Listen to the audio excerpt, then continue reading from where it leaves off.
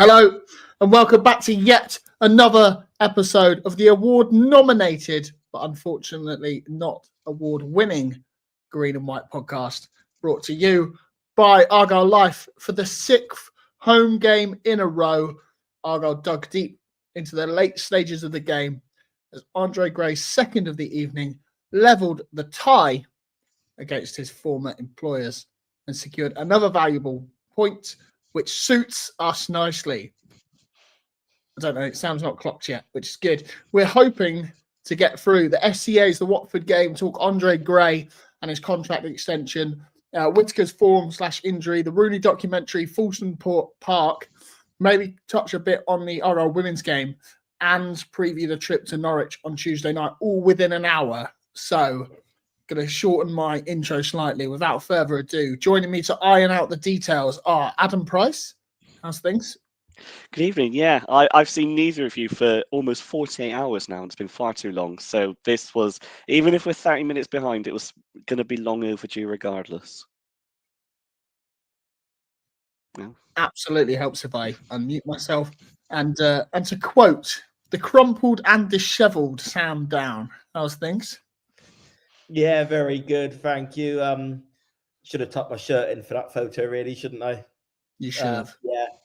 Otherwise, fine. Yeah. Well, good. Adam, we heard Sam's thoughts about the FCAs in the vlog. Did you want to just touch on that quickly? I'm happy to. Yeah. I mean, the way I've described it to people is, there were a lot of good moments, and I'm absolutely glad we were there and did it. It doesn't necessarily mean that all of the good moments were the ceremony itself, which had its ups and downs. I don't know, Aaron, if you were in the same train carriage as Sam and I on the moment we were having this discussion on the way back, but we kind of described it as, if this was an apprentice task, it would be one of those where the punters are demanding refunds at the end. And the way that the bowls were brought out, and the way that we had the questionable how should I describe the running order, the fact that award winners were announced in different categories when they weren't yet. It was surprisingly tin pot, but it's probably testament to the rest of the stuff we did that I still had a really good time. And I think, and I know this is a message that's going to be reflected by everybody associated with the podcast, that regardless of the result, regardless of how the actual ceremony went, which I must say had its good points as well as its downs, the fact that we're there is already absolutely remarkable. I think we're so appreciative of everybody who be it they tune in, be it they share it with their friends, be it they voted or nominated for us. It was amazing to have reached that point. So yeah, good fun for the vast majority of the evening, and being there and being nominated was quite an honour for us all, I think. Yeah, absolutely. Taking the words out of my mouth means I don't have to say them. Sam, anything you want to add? Would you pay £100 a head to go again?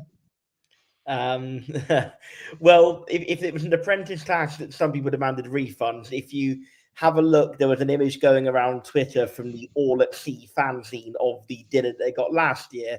Last year's one would have definitely been the losing task on The Apprentice. Last year they got what looked like a plate of absolute slop that probably cost them about £1.80 to make, and that was pretty much their only dinner. So yeah, I hear what they're saying. It for the food, for the actual quality of the food, I thought was very nice. But for the amount of it, I think you could have maybe hoped for a bit more at the cost. But hey, it's a pleasure to be there. I'm not going to moan about the food, because at the end of the day, you're paying really for the experience, aren't you? Not for the food. But it was a great experience, even though a couple of the winners were confirmed on screen before they were read out verbally. It was a good experience, and I think really the thing I want to add is how good it was to meet other fans up and down the country who do similar stuff to us. I spoke to Sam from the Birmingham podcast, who I spoke to in our relegation special at the tail end of last season.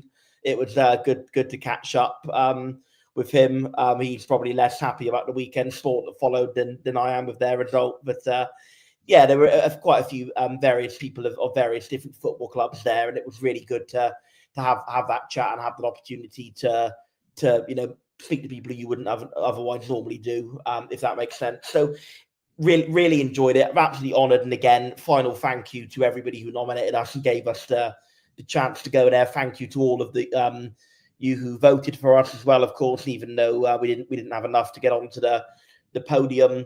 I kind of hope that next year they come up with a category of best club podcast, because it's always going to be tough for us against not the top 20 and under the cost, because ultimately they are nationwide podcasts, aren't they? It's always going to be tough for an independent fan podcast to beat that. So I'd like to think they could maybe have a little bit of a rethink about how their categories work next year, because I do think it would be good for a sort of straight shootout between the best club podcasts, but maybe that's just me being bitter that we didn't get on the podium. Just echoing the words of the other two, it was a fantastic couple of days. Great company, great experience, incredible stadium. Just to sort of stand out there. They opened it up that you could go out and stand in the hospitality section, and it was a very cold night, and we weren't inclined to stay out there for too long. And it's an absolutely extraordinary stadium. So very, very pleased, and then hopefully we'll be somewhere again next year. Yeah, it's hard for us to compete even on simple things like ironing shirts, isn't it, Sam? You mentioned the which if you haven't seen the vlog, which not many of you have, go and watch that, and Sam documents the night quite nicely there. Anyway, I think the other two have said it really well, and I've said it a lot, especially when I've had a drink or two. Genuinely appreciate it. And yeah, they've already said it, so I don't need to say it again, really. Sam, you said about the weekend sport being much more positive for us than for Birmingham City and Exeter City, who have been described as bin juice over the weekend. Big fan of that from Callum Burton. Do you want to run us through Watford whilst you're unmuted? Yeah, certainly. I don't know how we keep doing it. I really don't know how on earth we keep doing it. I said, just to briefly set the context before the international break phase, that it was going to go one of three ways. Either performances had to improve, or if they didn't improve, results were going to drop off a cliff. The third scenario, whereby performances did not improve, but results stayed reasonable, I said was probably the most unlikely scenario of the three. But so far, that's the trend that seems to be continuing. If the game against Watford is anything to go by, I felt we were really, really poor throughout. Certainly the first half, we were dreadful. One bit of real quality from Lewis Gibson. So going back to back chronologically, first goal was quite a sloppy goal to concede. Plegafuelo completely falls flat, and he's left with a tap in the Watford striker. Obviously, then we go up the other end. We don't really have much of a chance. We barely get the ball in the box. I think actually that Andre Gray goal was the first time we got the ball in the box, which, it's good that we're clinical, but we surely we can only keep on doing this for so long when we're barely getting any chances, that we're being as clinical as we are. We're going to have a time where we have a dry run, aren't we? And if that does happen, when we're still creating as little as we are, that's going to be a big problem. But fantastic bit of quality, but not only from Andre Gray for the strike, but also a magnificent ball through from Lewis Gibson. Absolutely carved the defence open, found Gray in a lot of space, and Gray hit it sweetly on the volley, and that's got to be one of the best goals we will score all season, factoring in both the assist and the strike. 10 minutes after the goal, we were playing a bit better, a bit more energy, a bit more positivity. Still didn't really open them up, but certainly better. And then as half-time got nearer, the standard dropped back again to what it was at the start of the game. And again, very shoddy defending. Gibson lets the ball go across way too easily. And Sorinola, I think, just is caught daisy picking or whatever. He completely loses his man. And again, they've got a back post tap in for 2-1. A lot of people, Rooney in the club media, Adam Randall in the club media, said the second half was a lot better. And it was a bit better. But we still didn't really create anything until the subs. Whittaker clearly playing for an injury, had a bad game. Not going to deny, I know I'm possibly one of his biggest advocates, but had a bad game. Certainly didn't deserve to be cheered off sarcastically when he came off injured. I thought that was absolutely ridiculous again. from some of the fans, unfortunately. But there we go. It happened. I'm sure, that he'll be happy when he goes for like 5 million in January, and we don't have much, in terms of somebody who's going to pop up and get us a last minute winner. But maybe that's a discussion for another day. I do agree he had a poor game. So Whittaker came off injured. Callum Wright came on, and lovely bit of work from Andre Gray, puts Callum Wright through with a half decent chance. He just fires wide, and then, as we all know, Andre Gray himself with that magnificent strike, angled strike, kind of like the one nearly won it against Preston, did get an equaliser against Watford. So that was absolutely incredible. Anybody who watched the Argyle Life Twitter feed will know that we caught the goal on camera. Doesn't happen often because Aaron doesn't do home games too often. But don't tell Sky or the EFL. No, if you're listening to that, pretend you didn't hear it, please. But if you did see it, you'll see me, because Aaron sat with me in the Devonport end for the game. You'll see me jumping towards Aaron to celebrate the goal as the camera starts to spin around and go mad. It was incredibly jubilant scenes, and it just sort of left me at the end with a feeling of how on earth, surely we can't keep on doing this. But who knows, maybe we can, because, the fact that these teams are very rare, that they just outperform the data like that, doesn't mean they don't exist. And maybe we will just be that team that keeps getting results against all the odds, and maybe that's what will continue to happen. And what I will say is that even if we don't think it's sustainable, Rooney has clearly got those players ready to run through a brick wall for him and never say die for him.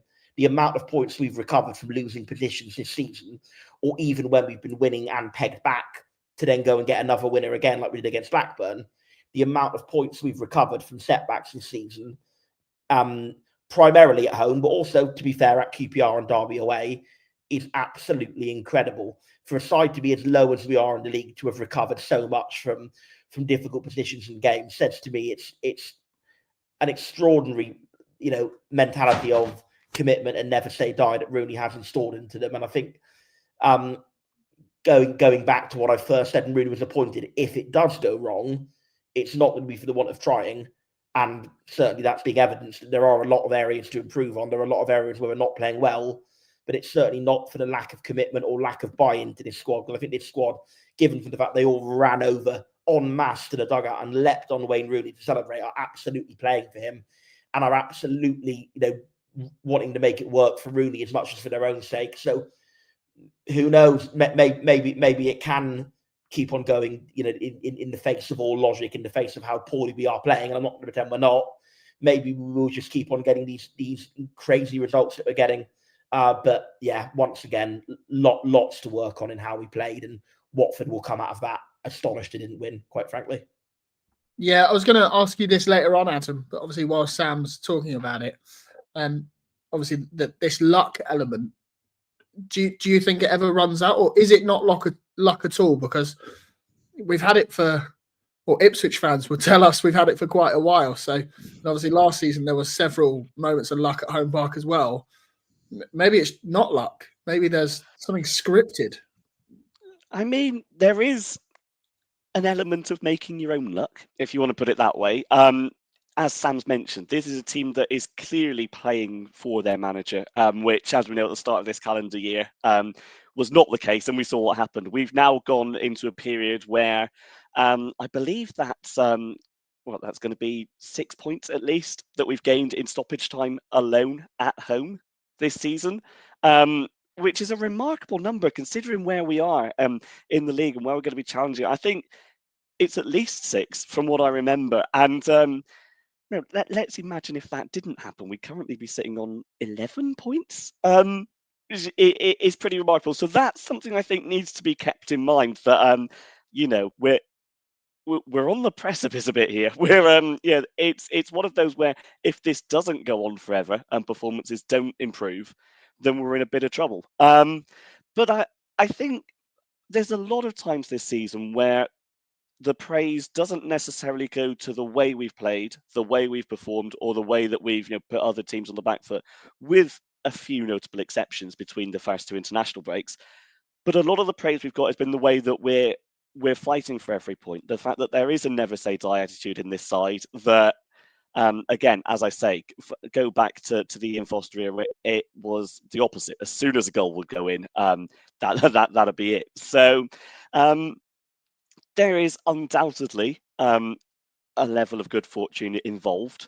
But I don't think we can particularly feel disappointed that we've got a team here that wants to play to the whistle, wants to fight for every ball, that is willing to put themselves in the firing line, even with the clock ticking down. And ultimately, that is absolutely the reason that we currently find ourselves outside the relegation zone. Now, I've seen the comment at the bottom of the screen that it would be nice to go up a few goals and not 1-0 down. Of course, that is the other side of the coin, that if we were playing well, these late goals, these mad moments that we seem to have every time wouldn't be nearly as necessary. I know I've mentioned the points we've gained in stoppage time. There was, of course, the Soko stoppage time goal against Luton as well, but that one isn't necessarily remembered as much because we already had the lead. We already basically had the points on the board. And obviously, Obafemi, quite a late winner as well, that wasn't quite in the stoppage time, but was certainly in the last 10 minutes as well. Yeah, it's a late goal. It's another one of those late ones. But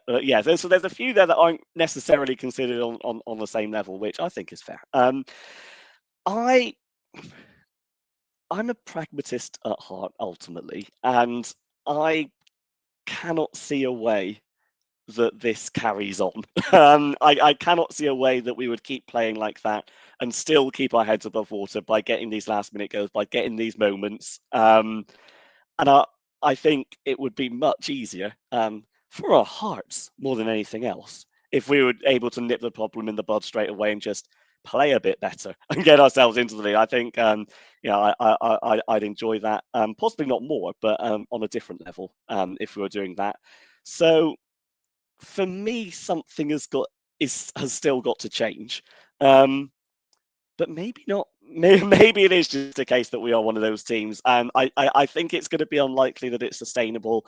But while it's happening, it's hard not to enjoy. It's unbelievable that we've put performances in like we have against Watford, like we did against Preston in particular, and we've lost neither of those games. And it's come in the final minute that we've had a result-altering goal. It's hard not to enjoy when it's happening. And of course, if performances do now improve and we start getting those slightly more comfortable things, we'll look back on this and go, well, I'll tell you what, those 6 points that we got when we weren't playing particularly well have been absolutely massive to our season, which obviously be fantastic.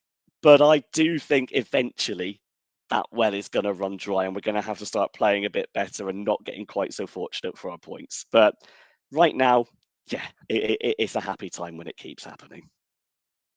Yeah, absolutely. Adam, I'm going to go back to you again, though, on this because Stevie Vaughan mentions it in the comments. He says, how do you think we adapted going back to a 3-4-3? To me, it looked more like a 3-5-2 with Whittaker in the 10. Thoughts on the back three? And it confused me a little bit seeing Pleggy in the middle and Gibson out left. But, that ball he put in maybe proves why he was there. Yeah. How do I think we adapted on the spirit of the question? Honestly, I don't think we've adapted particularly well at all. I think what we've done in getting that extra man in the defence is practically given up the midfield battle. I understand why we did it, with the spirit of trying to match them up, with the spirit of trying to get a few more strikers or attacking players in the centre of the field. But it really didn't work for large periods, is how I put it. Now, we didn't help ourselves with a few individual errors that led to a few of their chances.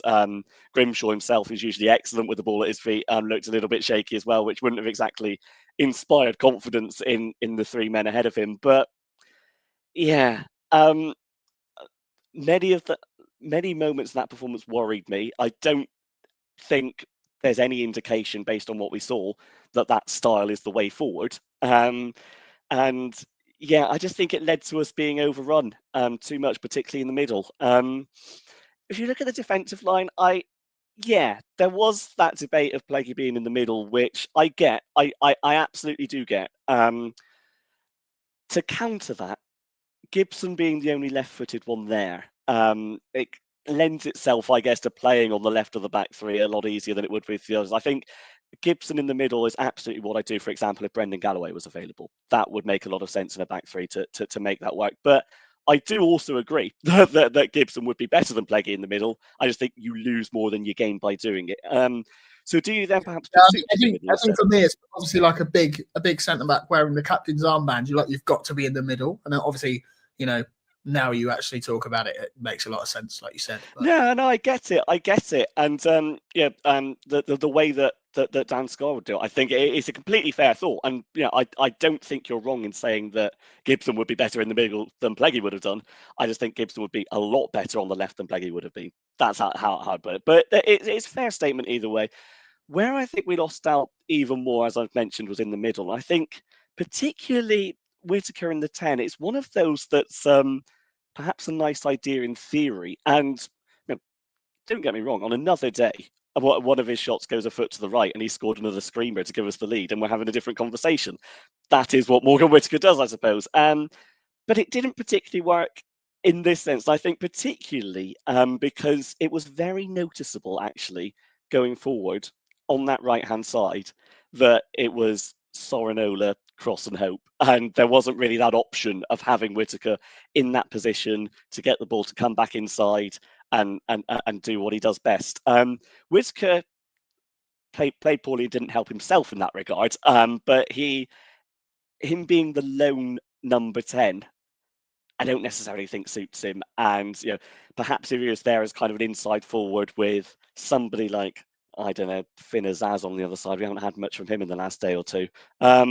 Something like that can suit him, but putting the onus on him there, I think it is a lot trickier to make work. So I will come some slack on that, even though, don't get me wrong, I'm not going to sit here and pretend that he didn't have a poor game. He did. So that's Whittaker. That's another example of the shape being a struggle. But yeah, there were a lot of things in that 3-5-2 or 3-4-3, however you want to describe it, that I didn't like, and I think it's one of the major reasons why we're not exactly sitting here discussing a really excellent performance and point against what we're describing a game where we got out of jail. And I think the formation had a part to play in that, and quite a big one, in fact. I don't particularly want to see it on Tuesday night. Yeah, Sam, I appreciate this isn't following the chronological order, but I'm just going to follow the order in which we're talking about things. Let the conversation flow a little as about losing the field battle. And I agree. I think, Randall was dropping deeper than we'd like him to be. But man of the match, are you surprised? Are you having that? Are you allowing that? No, man of the match should absolutely not have been anybody other than Andre Gray. Quite aside the 2 goals, of which without, both spectacular individual goals, both very low probability goals that he scored out of his own brilliance. If that wasn't enough to get a man of the match, which, let's be clear, it should have been, he also would have had nearly what would have been a brilliant assist for Callum Wright that would have equalised before he did, in fact, equalise. So he scored 2 goals out of absolutely nothing and created a great chance for another player in a game where we virtually created nothing apart from those 3 moments. And all 3 of those 3 moments were a result of Andre Gray. No, it absolutely should not have been anybody other than him. Randall was probably the second best player. I would agree with that. And I think, although we weren't that much better second half, he as an individual certainly did have a good second half. He was driving the ball forward. He was finding players in space. Again, it sort of tended to fall flat a little bit without getting it in the box. But Randall did have a very good second half. In first half, he wasn't so good. He kind of was very much trying to get involved, but his passing was a bit underhit. He was a bit too slow on the ball. He kind of looked like he had treacle in his boots at times in the first half, but whatever he did with the treacle in his boots, he emptied them out second half and was a much better player. Second half, he was like I say, he was really good. But no, man of the match, it's one of the most clear-cut cases of it should just obviously be one player. And I guess maybe Aaron was one of the sponsors because they just really wanted to meet Adam Randall, I guess. So yeah, I was literally about to say that. I think Adam was still my man of the match. As always, love you. Adam, I know as a fan base, we are prone to, as Sam would say, hyperbole. But just how quickly would you be slapping a new contract down in front of Andre Gray?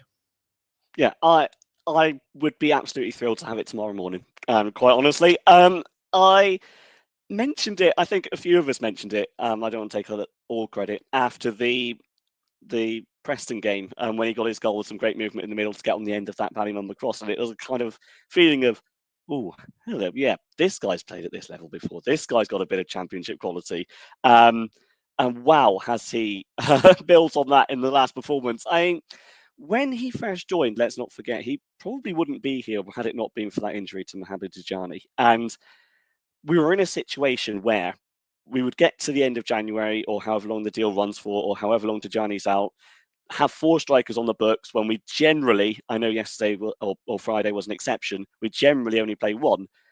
So a striker was going to have to leave. And I was of the opinion, like, well, Andre Gray is kind of a free hit here. He's got 3 months to ensure that when a striker leaves in January, it isn't him. He's gone above and beyond and arguably been our best striker, full stop, since he's joined. I know the comment on screen, we haven't had a championship level striker like Andre Gray for ages, and it's getting to the point where I kind of agree with that. There are obviously issues with building up fitness of a free agent and getting him into the swing of things. Not that it's taken him very long, but on pure quality alone, he appears head and shoulders above anything we've seen in that striker position for many, many a year, which is obviously fantastic to have. And it's the worry then of, well, in 6 weeks' time, he's off if we're not careful. So I'd like to see that deal tied up very, very quickly, to be honest. Hopefully before Norwich, if not then before Bristol City. I know that's ambitious, but he's been that good and he needs to stick around for the rest of the season if we're to have a chance. Because, I mean, as Sam said, those goals on Friday night are just both in their own way remarkable. The stat off the top of my head that I believe still rings true is that the two together, those 2 shots they had combined for 0.11 XG, and he scored twice. It's unbelievably That's still more than we had. clinical. It is. Yeah. So, I mean, imagine if we had double that at Leeds. Andre Gray scoring 4 goals. Crikey. Obviously that's not going to happen every time, but the fact that he's even doing it once is insanely good. It's already gone above and beyond my wildest expectations of just how well I expected him to do. It was one of those free hits, much like Kieran Agard was a couple of years ago, and Billy Clark was the year before that, or 2 years before that. And yeah, they don't always work out. This one has already worked out. Even if Andre Gray were to leave Plymouth Argyle tomorrow, which God forbid, he's already left a pretty remarkable legacy in what he's done. So yeah, I want to see that new deal very soon. I think he should be rewarded for that, and it's got to be it until at least the end of the current campaign. Because at this rate, we're definitely going to need him around to take those chances that I don't think many in this side, if any, would. Get that on the table tomorrow.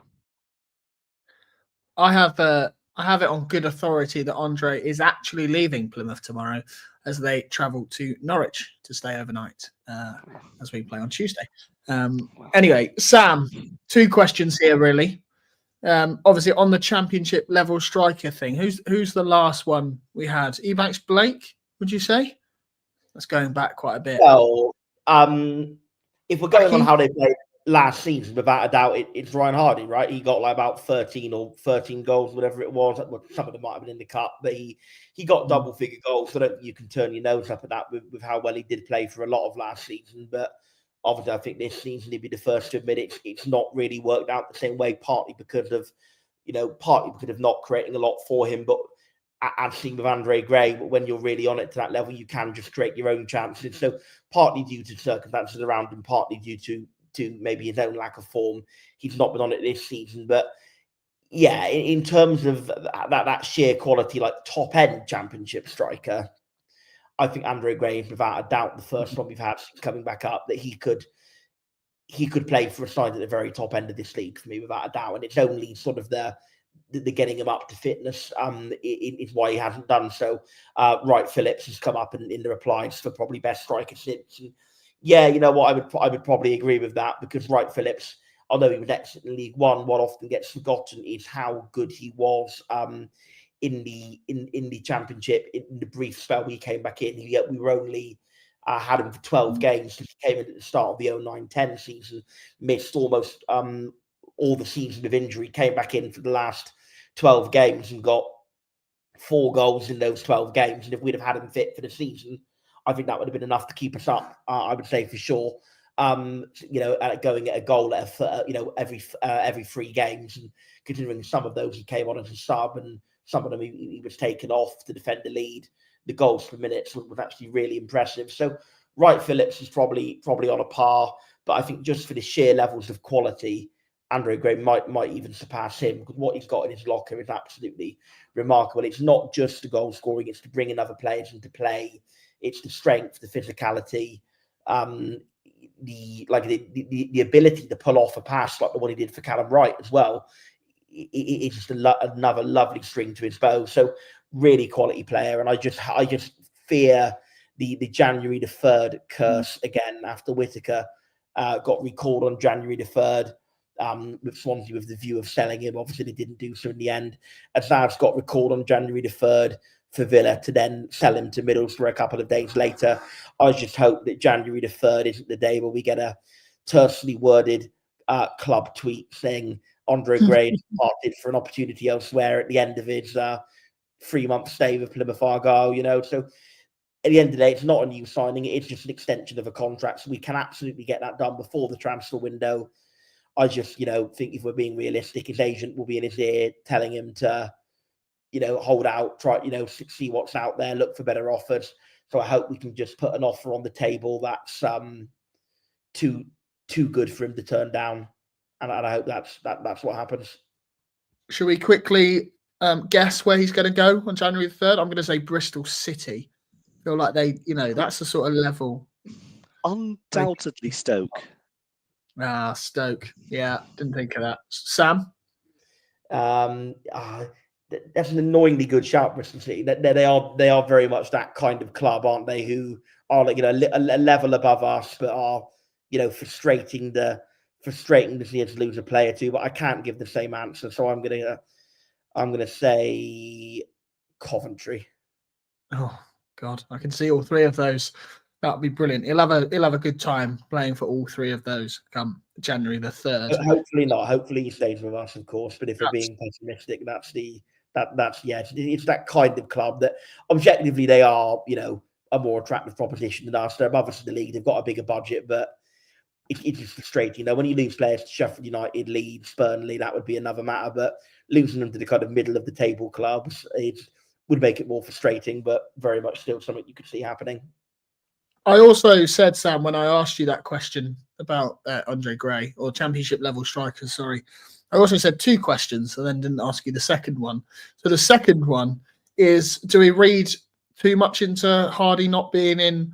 I initially said the 18, and then you reminded me there were 9 subs, so the 20. Is he maybe the striker that makes way in January, or should we just not read too much into it? Was it not said after the game that he had an injury? I think I saw that. I haven't actually seen that's why I'm asking you.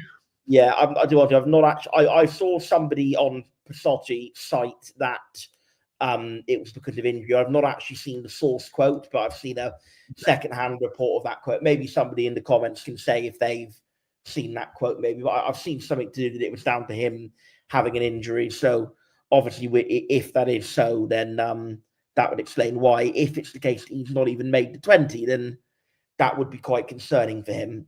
Naturally, with even the likes of Freddie Asaka being above him, obviously Bundu being above him. But look, credit to Bundu, and he's a player I've not been a huge fan of most of his time with us. He came off the bench and did very well, and it was him who got the assist for Andre Gray. I know it feels a bit wrong bigging it up as an assist because it was still a very tough position to score from, but he still at the end of the day picked him out in a bit of space and was generally quite bright when he was on the pitch. So Bundu, yeah, better from him, with a few good performances off the bench from him lately, which credit where it's due. His performances have improved of late. something in replies from Cordy, who said, Chris Errington, I assume, said groin issue. So that would explain it with Ryan Harding. So yeah, probably I'm reading a bit too much into it, and hopefully he'll be, even if not starting, he'll be back as a super sub option in the coming games, hopefully. Yeah, nice. Adam, as we start to, move away from the Watford and start talking about the other things that we need to cover, is there anything else you want to mention? Any praise for Callum Wright, I suppose? Yeah, sure. I can offer Callum Wright praise. I think it's something I've said before. With Wright, he's a really awkward player, and that a run of games would do him the world of good. But do we have enough quality elsewhere to give Callum Wright a run of games to get up to speed? It's a catch-22 situation ultimately. So right now, the role he's playing of super sub, if you like, and doing that running that tired legs could do with avoiding, is nice. It's nice that he can offer that role. Whether he'll be happy with that and for the rest of his season, I'm not as sure. Something will probably have to give eventually. Whether it's ultimately trusting him to start many games, or ultimately bringing in yet another number 10 over January and moving him on, I don't know. But his performance yesterday, yeah, I think there were numerous examples, and I'm not saying this as a slight to the other players, because it was obviously tactical from Rooney to say drop off and don't press immediately.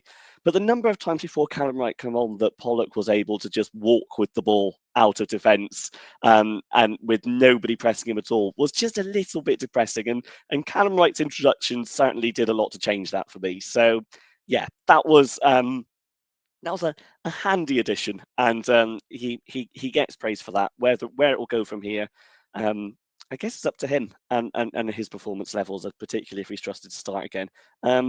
Away from Callum Wright, I did just want to mention something I've seen in the comments with regards to the time wasting that Watford employed, and the fact that next question, so you crack on. Perfect. Yeah, I'll absolutely crack on. Absolutely correct. And the way I describe it, the coin of phrase from the weekend, is just the bin juice of modern football, of players rolling around and just trying to run the clock down. And the most frustrating thing is it nearly worked. When 5 went up on the board for what was at least 8 minutes of delays that Watford had caused, I thought that was absolutely ridiculous and pathetic from the officiating team, just to let so much of that rolling around go. And it continued into stoppage time as well, as it obviously would. Yeah, remarkable from minute 1 that they had Sissoko, who pretty much ran the game with his energy from the midfield, deciding actually, I'm going to roll around for at least a minute at the start of the game to try and get Ballymumba sent off. I think they were ridiculously over the top with the way that they're trying to run their clock down. And there's nothing I enjoy more in those sorts of games than teams like that getting their comeuppance. So I know it's a utopian thought, and I know it's always going to be a part of the game, but hey, maybe Watford will think twice before deploying that next time. Yeah, absolutely. There's no Joe, so no elongated cry and moan about the ref. But Sam, you said you wanted a word or not? Yeah, I just thought he was quite poor throughout. I do think it was a harsh yellow on Ballymumba at the start, and I think I must admit I've not actually seen this one back because it was such a innocuous incident. It hasn't actually appeared in any of the highlights packages I've seen, but and I've not actually, for my sins, taken the trouble of watching the whole game back. But it really looked like Whittaker was hacked down just a few minutes after as well, when he was on a good breakaway. I think he was quite inconsistent with his decision making. Mr. Davies, he's never been a referee that has gone down well in Joe's books. We know Joe has his little compendium of referees and their strengths and weaknesses, his little notebook. But I'm not quite that extreme in it. But I must admit I do think he was quite whistle happy, but maybe whistle happy in the wrong ways. He seemed to pick up on some stuff and not on others. Didn't get anything massively wrong in the game in terms of there wasn't a major red card that he missed. There wasn't a major penalty shout that he missed or anything of that nature. But I just feel with a lot of his decision making, there was maybe a bit of a double standard to it. Not that I ever like to accuse referees of being biased, because I don't think that really exists. But I don't know, maybe it was just coincidence, but I feel that all the mistakes seemed to go go against us to the point where it was made even harder to play, which with how badly we were playing anyway, just exacerbated my frustration. Yeah, referees not being biased. I think David Coote might have a word on that. A couple of saying that bias was the main one. I think yeah, given the videos that later emerged. Yeah. A couple of people in the comments down saying it's definitely a yellow for Mumba. Rob said Bally lashing out is another good thing about VAR not being in the league. For me, I just think within like the first 5 minutes, anybody get a yellow card, it has to be serious. I haven't seen it back, so I wasn't really paying attention because we were like a minute in, and it takes me about 5 minutes to open my eyes and be ready for the game. Never mind pay attention to fouls. That's you doing the podcast, isn't it, Aaron? Yeah, well, quite, absolutely. And there was a little bit hungover. I think drinking for 4 days straight hasn't helped that. Where do we go from here? Have either of you got any strong opinions on the Rooney documentary? This is our first pod since that's been announced. I'll go by the results. Yeah, go on then, Sam. Go on. I'll have my say in a bit. I'm genuinely quite positive. I know that a lot of people have said, well, it's just just shows we only appointed Rooney for the the prestige and the big celebrity name and all that kind of thing. But you know what? Whilst that there may well have been an aspect of that more than we'd like, I kind of feel that when you have then appointed him, once you've made that decision or once you've committed to it, there's no harm in fully committing to it. I was quite open at the time that I didn't think he was the right man for the job, and he, to some extent, won me over a little bit since we are still ultimately, for all how badly we're playing, performing above where we'd be expected to in terms of budget and squad. So this is not like an anti-Rooney point, but I don't think it's any secret that me and probably the other two people on the score with me wouldn't have appointed him if the decision was down to us. But I feel that when you have appointed him, there's no harm in then using that to your advantage a little bit. I don't think this documentary is going to be majorly disruptive. I've heard people say that, well, maybe the players won't feel comfortable talking to the manager with cameras around, but I don't think it would be difficult for the cameras to be told when to and when not to be in the room. Most of these documentaries are quite privileged to have club access, and they know that access can be taken away from them at any time. So I do think that that's not really a major factor. Ultimately, having done what we've done in appointing Wayne Rooney, it is going to be financially beneficial to the club. We haven't that confirmed. I don't see any reason why they would lie about that, because it will show up in the accounts. If not, yes, people have the feeling of, are people just going to laugh and we're going to get you? We saw you cry on the telly like the Sunderland fans got and all that kind of thing. And yeah, maybe we will, but you know what? I've always said that if we're going to be rubbish, at least let's be rubbish and it be funny, rather than it be rubbish and be boring.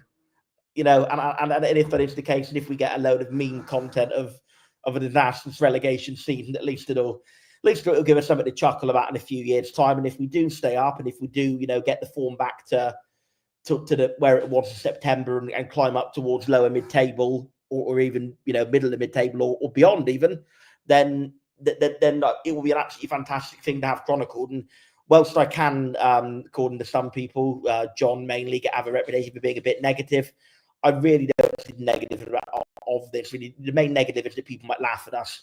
And let's be honest, for Plymouth Argyle, everyone always laughs at us. So I'm quite pro it. I'm pro the financial benefit we'll get from it.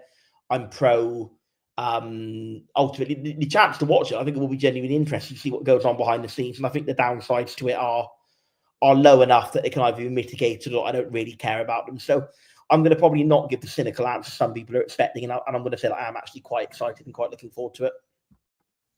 Okay, I'm glad you went first, Sam, because I've clearly given it a lot less thought. So thank you for that. But I was just going to say it's one of these where you're going to live and die by the results. I don't have any strong views on the documentary either way, but if we have the documentary in place and we're playing well, we're going to absolutely love it, tune in and think, yeah, this is fantastic. It's going well under Wayne Rooney, and also the whole country is going to know as well. I do think if things take a turn for the worse, we're not necessarily too far away from it happening if the next couple of results go south, then there'll be questions of, even if it's not the case, the optics will be, oh, this is clearly a distraction. Why are you letting this happen when there should be focus elsewhere? Why are you employing someone for PR reasons? Even if none of the above is true, that is what's ultimately going to be said, and that is going to lead to some discontent in the camp, and it will not help matters. I mean, yeah, sure, there'll be some meme content there, but I don't think it'll be enough to balance out the discontent that would follow if results go south. So I don't think it's going to have a huge impact either way. I don't think any of us think it's going to have a huge impact either way, because as Sam said, there are going to be situations where it's going to be very easy to say to the cameras, hey, get out the room for this bit. We need to talk behind closed doors, and that's going to work absolutely fine. But as I say, live and die by the results. If we're playing well, that documentary is going to be something I go back to time and time again. If we're not, there's going to be a lot of noise around it that I don't think is going to be pleasant. So it adds a little bit more pressure to Rooney, I guess. But if he succeeds from that, then fair play to him. Yeah, maybe the people in the comments can remind me, but wasn't there a documentary when we had Holloway as well? Was there not something on? I know it was a localized thing on like Westwood TV or ITV. It was like a 45-minute West Country TV one-off. It wasn't a proper. Yeah, it was barely worthy of the name, really. It was just, and a lot of it wasn't even any behind-the-scenes footage at all. It was Holloway being interviewed, and I think there was like a very small amount of behind-the-scenes footage. It wasn't anything to write home about. Okay, well, I haven't seen it, so I won't go looking for it then if it's rubbish. Where were we? The next thing on the list is the renaming of Brick Fields. Does anybody have any strong feelings on that? I think for me, I'm sort of okay. I'm sort of okay with it. I just think the brand looks a bit cheap, and I initially thought it was named after some slave trader because Foulston Park sounds very slave tradery, but he isn't. At least his Wikipedia says he isn't, and he's just an architect who sorted out Devonport. So fair play to him. But being where it is down near the Royal William Yard and the name Foulston Park just gave me initial alarm bells. But that's as far as I've gone with that, really. And obviously, where's the press release? I had it open somewhere. Yes, he's a visionary. Anyone else wants to put the name forward, and Aaron can judge if you sound like a slave trader. By all means, do. Let's do that. Let's do that. That's a good bit of. That's a good segment. Slave trader or not slave trader.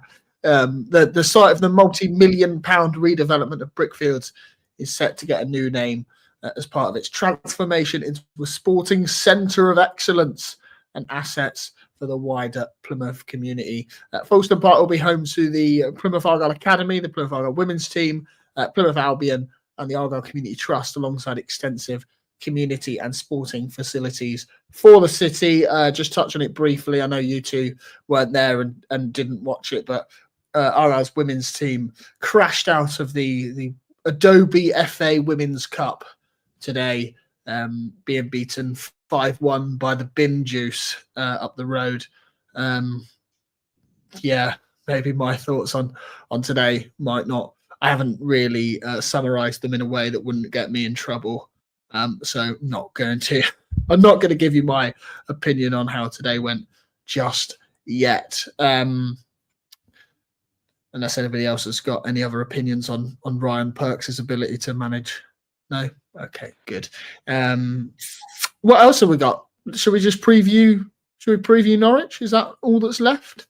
Never been to Norwich. Heard that it's nice. Adam, I don't need to tell you, because you'll know, Mr. Preview, that Norwich haven't won in 7 now. And obviously we are excellent on the road. Do you see us? How do you see Tuesday panning out? It is the perfect time for Norwich, I would say, to get a visit from Dr. Argyle. With a team that's got far loftier ambitions, that, as you say, Aaron, haven't won in 7 games, when they've got the quality in the squads to have easily beaten that record. They need a visit from a side that just has not performed away from home for many, many months.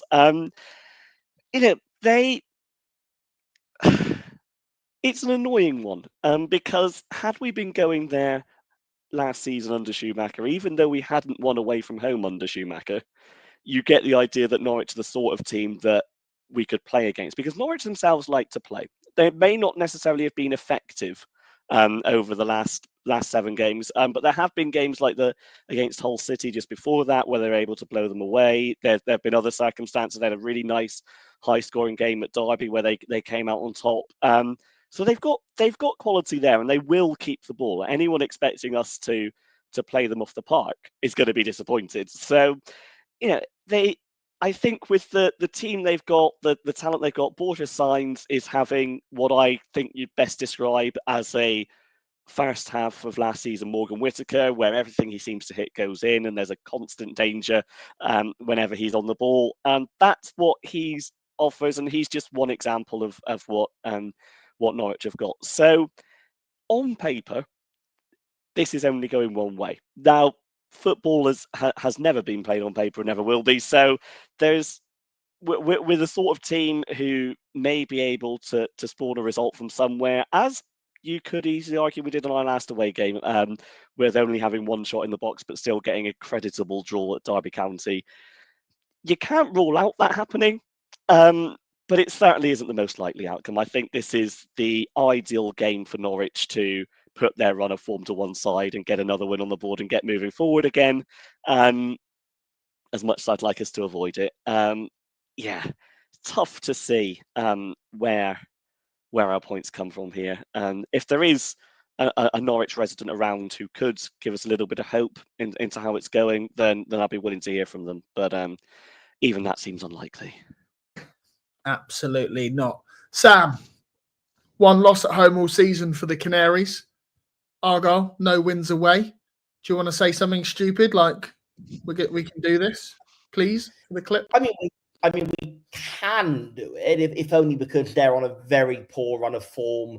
Although, yes, they've only lost one home game, not even this season, but actually only one home game in 2024, no less. And they've won more than they've drawn in that time. Their last couple of they are still like about 3 without a win at home, with 2 draws and that 1 defeat to Bristol City. So we couldn't really have a much better time to go to Carrow Road in the midst of their very poor run of form and us having our confidence boosted a little bit by a creditable draw at Derby, in which we at least defended pretty well, if nothing else. So all that in mind, we can do it. I don't think we will, but I do think we'll get a draw. So I'm going to be more positive than Adam. I do think we're going to get a draw. I think Norwich, they seem to be a very streaky up and down side. They started the season poorly going into the first international break, and then September through to kind of early mid-October, they looked like they were absolutely on fire. They looked like the best team in the league for that little run. They looked like they'd break into the top 2, no problem. And then they've gone on another bad run, winless in 7. So naturally, if you're a Norwich fan, you're going to be looking at this game as, right, this is the opportunity to get back to winning ways and then to start another good run if you're a Norwich City supporter. But I don't know. I just think that if anything at the moment is good about Rooney's Argyle, it's the confidence and the mindset, certainly in the home games. And maybe we can take that into the away games as well after the draw at Derby. Norwich's confidence is as bad as it's probably been since they returned to the Championship. I don't know. I fancy we might get a draw, and that's as much as I can go. Okay, fair enough. Adam, you've already mentioned Borja Sainz. Is there any other key threats we need to look out for? Is there who's made your preview? Have you done a preview for Tuesday?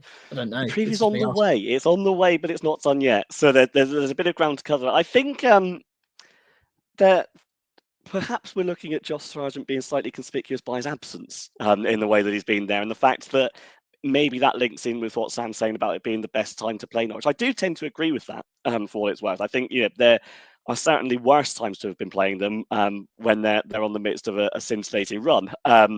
I just still don't think it'll be enough for us. But that's perhaps an option. If you look through their side, there are, as I said, throughout the side, there are talented players. I think Mark Honda's off the top of my head, who's kind of come in and replaced Sargent, got at least one of their goals against West Brom in the 2-2 draw yesterday. So, and it's not as if someone's going to drop out and we're immediately going to look at it and say, oh, well, Norwich are particularly weaker now. there are areas you can get at them. I know. I'm labouring the point that I just can't see it. But as ever with these away predictions, hope I'm wrong.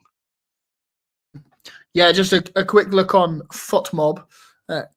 Fisher is suspended. Silmane has a hamstring injury.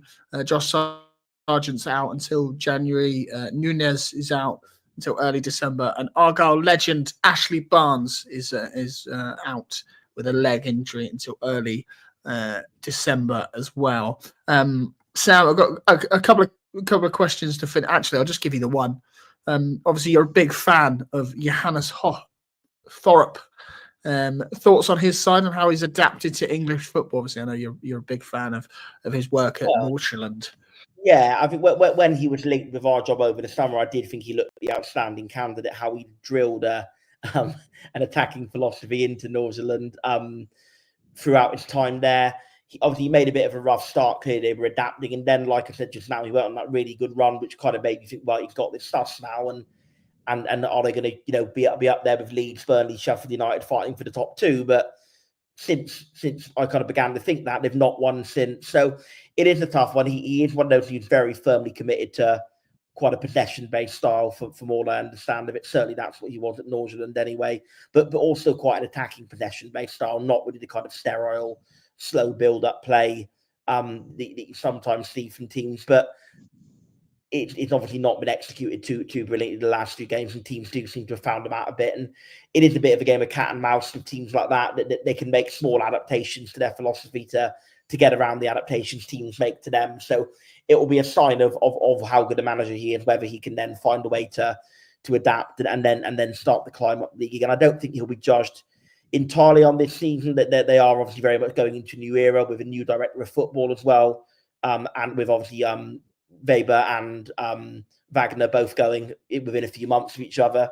So I do think there's probably a feeling around there that if they have like a solid top 10 season where they show signs of it all coming together, that will be very much enough for him to get another bite at the apple. But at the minute, they're 13th, so probably not where they hoped they'd be at the end of November at all. So yeah, I think he does seem to have all the hallmarks of a good manager, but he's got to start getting more results soon. And just hopefully for us, it won't be on Tuesday night.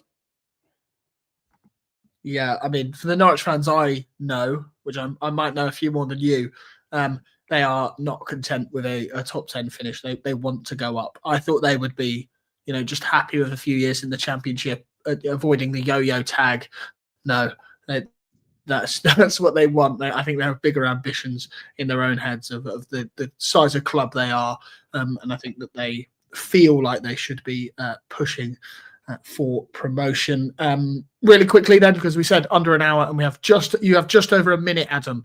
Assuming that Whittaker's out again, I haven't read anything from the post match. I've just had like a day off from Argyle, which has been, well, I haven't actually, because I went to watch the Women, and now, as you know, that angered me again. Brilliant. So, what was I saying? Yeah, assuming Whittaker is out anyway. Yeah. Well, okay. Assuming Whittaker's out, who replaces him? Did you just chuck right in the 10? Probably. Unless you want to. Unless he's got an eye on saying the more winnable game is Bristol City, which is arguable. I think we've done enough based on what I've been saying a little earlier on to say that Wright probably gets the start here. I mean, ultimately, I'd rather we change shape and go back to 4 at the back and 3 in the midfield. But if we are sticking, then it feels like a straight swap is probably the most likely. Yeah, absolutely right. Let's wrap this up in 40 odd seconds. George says, can you wrap this up, boys? Sam's in my kitchen and I want my tea. So we'll call it a night there, unless you two have got anything really important or predictions you want to add. Predictions? Yeah, go on. I'll go 1-1. Yeah, go on then. Adam? Well done. 2-0 down by half-time, 3-0 by the end to Norwich. I'm going 4-1 Plymouth Argyle. Thank you and good night. Yeah, literally, thank you and good night. Cheers, guys. Cheers, all.